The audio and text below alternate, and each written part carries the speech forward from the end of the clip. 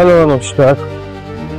আজকে একটি সমাজ মাধ্যমে একটি খবর উঠে আসছে যে চায়না বলছে যে ভারতকে ঠিক ওরকমই করার চেষ্টা করছে যেটা এক সময় জাপানের সাথে করা হয়েছিল।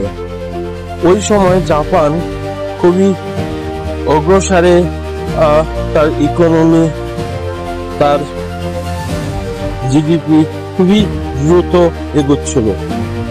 তো তখনই আমেরিকা জাপানের সাথে চুক্তি জোর ব্যবস্থা করে চুক্তি করা হয়। এই চুক্তিগুলি করার পরেই আস্তে আস্তে জাপান আর অগ্রসরের দিকে যেতে পারে নাই।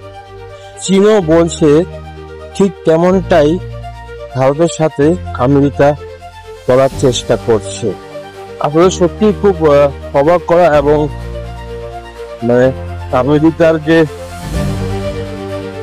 দাদাগিরি তা কিন্তু আজ সবার সামনে উঠে আসছে।